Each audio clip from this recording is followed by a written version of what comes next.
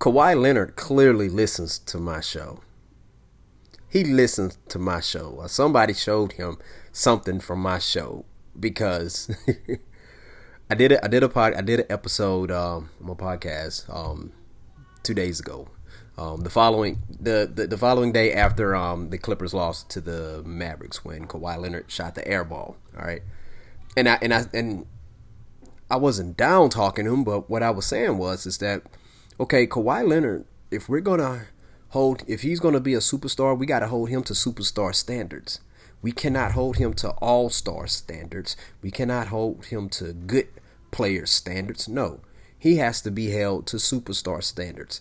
So what that is that when he wins games, or when he hits a game winner, or when he makes phenomenal superstar plays, we say, hey man, he's a superstar. That's why he's Kawhi. That's why he's the Claw.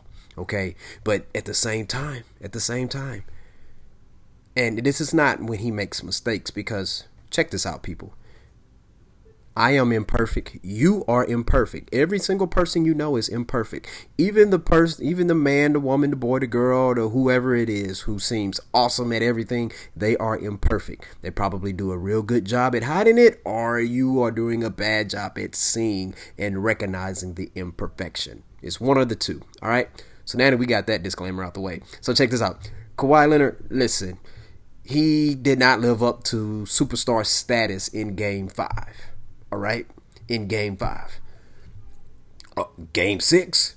Oh man, it's like he listened to what I said, and if he didn't listen to what I said, somebody who listened to the show might have relayed the message to him. It's quite possible. Hey, it could happen. Maybe it didn't happen, but it could happen, right? But anyways, Kawhi Leonard, man, dude went off. He had over 40, and guess what? Two-way player. You know what? See, if you listen to the podcast, I talk about Luka Doncic. I called him Luka Uncic because he has no D.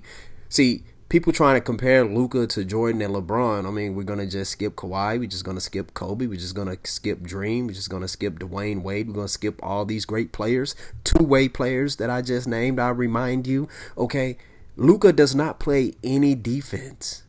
And I see why. Because he was getting scorched by Kawhi. Bars. But anyways, check this out. All right, so like Kawhi was out there like, okay, where's Luka? All right, boom, boom, boom, boom, boom, boom, boom, in your face, goosh, in your face again. Oh, boom, in your face. I mean, he was tearing him up, then guarding him on the defensive side. That's what I'm saying, people. You know, like.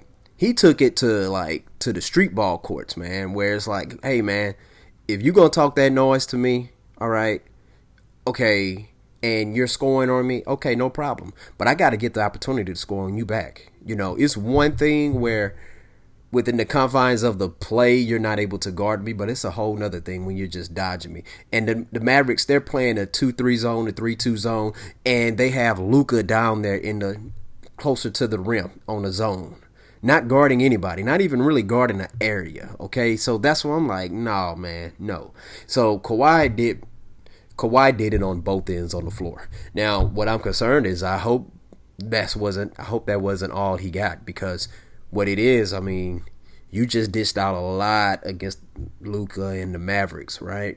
So that means you're going to have to bring it the next game too, okay? You're going to have to bring it, Kawhi. And here's another thing, like, The Clippers have an opportunity to do something very, very special, I believe.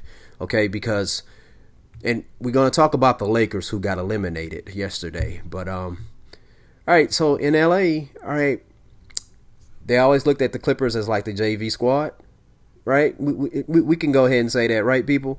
And the thing about it is they have the opportunity to, they're not going to surpass the Lakers, but they can surpass this version of the Lakers that they have right now, the LeBron James-led Lakers. Because here's the thing, you got a lot of people who question the validity of the ring that they got in the bubble. They refer it to as a Mickey Mouse ring. Now, check this out. Okay, so the Miami Heat got booted out the first round by the Milwaukee Bucks, the same team that they beat last year. And people are like, well, I guess the Miami Heat was a fluke. I don't know. But because they was in the bubble, they made it to the finals last year. Now you have the Lakers. A few days later, they end up getting eliminated by the Phoenix Suns, who I said Lakers in 5, but I was wrong. But they were the champions, and they got eliminated in round 1 convincingly. Okay, so does that question the validity of that championship? I don't know.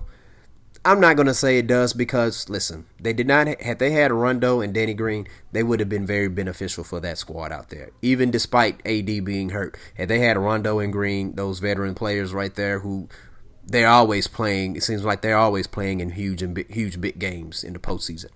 But back to Kawhi. Oh, man, Kawhi, man. I think with the Clippers, if Kawhi can win a championship to the Clippers, you know, that's going to be about as big, might be even bigger than the championship LeBron got in Cleveland, right? Because Cleveland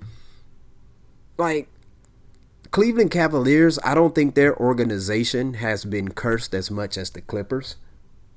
Now, the Cleveland Browns, yes, but the Cleveland Cavaliers, no, they was not cursed as much as the Clippers. When you think about it, you know,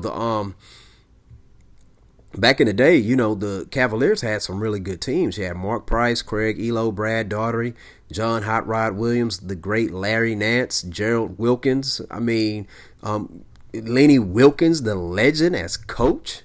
All right, even after when he retired, you had the Czar as the coach. All right, I mean, you had Terrell Brandon, Bobby Phillips. So they had some real good squads. They had some pretty good squads. Okay, and if you think about it, I mean, Ron Harper was there as well. And when you really break it down, like, and people saw this in The Last Dance. I mean, they faced the Bulls like almost three times in a row in the postseason, and they got eliminated by Jordan. Okay, what if they didn't have to face the Bulls? And they came close to beating the Bulls, but Michael Jordan hit the shot on them. All right, the infamous shot where he hit the jumper over Craig Elo, then he was just. So, you know, who knows what the Cleveland Cavaliers could have done? I mean, that was a good team, very good team. All right, so I don't think they were cursed as much as the Cleveland Browns. Right, so I think if Kawhi Leonard gets a 3rd ring and leads the Los Angeles Clippers to winning an NBA Finals, I mean, I think that ring is better than LeBron getting his ring, especially depending on who they go against. They might face, I believe they're going to face the Brooklyn Nets, all right? I think that's who they're going to face, but who knows? I said the Lakers was making the finals, so what do I know? I can only give you my opinion, all right? But, man, Kawhi Leonard, man, big time. But the Mavericks, hey, it was a close game, you know. Luka finished with like 27 points, which is still awesome. But, you know, it wasn't his 40 points that he's damn near been averaging against the Clippers, all right. Shout out to Tim Hardaway Jr. Let me tell you something. I was a big fan. Well, I'm still a big fan of Tim Hardaway. That was one of my favorite point guards growing up, okay? Okay, it could be debatable on who's the greatest point guard or whatever and stuff, but he has always been one of my favorites. And the thing about it is, whenever I was out there playing basketball, you know, at times when I would have to play point guard or I would envision myself as a point guard, most of the times I would envision myself as if I'm Tim Hardaway. You know why? Because he had that killer crossover. His crossover wasn't like the Allen Iverson crossover where it looks like a carry. I could never master that because I always feel like I'm carrying, right? But the Tim Hardaway crossover where you come, you know, you act like you going, let me see, you go right and then you go left, then bam, you cross it over back and go right. Man, that crossover right there is like, to me, that's my favorite crossover. No knock on Iverson. I love Iverson's, but I could never do Iverson, so I can't relate to that one. But the Tim Hardaway crossover, oh my goodness, man, that dude was phenomenal. He was phenomenal, man. He's one of my all-time favorite players, one of my favorite players. So to see his son, Tim Hardaway Jr., out there doing his thing, man, that is impressive. That is impressive, man. I mean, to me, this guy here, this young man here, he shoots. To me, he shoots just like his dad. I don't see the killer crossover that he has. But the thing about it is, that's something that you can't really even teach. Either you have that or you don't. I'm not sure if the young man even practiced that, but I tell you what, I remember a couple of years ago when the Mavericks traded for Kristaps Porzingis and Tim Hardaway Jr. Most people were like pretty much dismissing Tim Hardaway Jr. They were just like, oh, they get the unicorn, which is awesome, especially when he's healthy. But the great Herm Edwards always says, your best ability is your availability. All right. And Tim Hardaway Jr. has been balling. I think he's the perfect he's a perfect complemental piece to Luka. I mean, I think they both bring the best out of each other because he can catch and shoot the ball, and he can also drive to the rack. All right, so I am a big fan of Tim Hardaway Jr., okay? I hope he stays with the Mavericks because I think that team right there, they have a lot to build on. But, Kawhi was like, man, put the team on my shoulders. Oh, also, shout out to Reggie Jackson, who had a real good game. He had about 22 points. Man, that is huge. That is something that the Clippers needed. Now, it's up to the Clippers to go back to L.A. and give the fans in the city of Los Angeles something to cheer about, all right? Give them something to cheer about. What's amazing, I heard Snoop Dogg talking about he's going to be supporting the Clippers now. Like, man, I think Snoop should just start rooting for leagues instead of teams, because in the NFL he has like 15 teams he roots for, and in the NBA it seems like he has like 5 or 6 of them. Whoever's close to winning the championship, that's who he's rooting for. But no knock on your Snoop, no knock for your Snoop on your Snoop, man.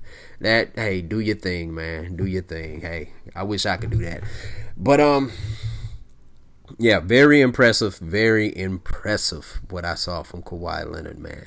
Hopefully he keeps it up. Hopefully we'll get to see him and Luka they can go back and forth duel where Luka, you got to guard Kawhi. But I see why you didn't want to guard Kawhi once again. Kawhi was eating you up. I wouldn't want to guard him either, but you got to do it. You've been talking that noise, man.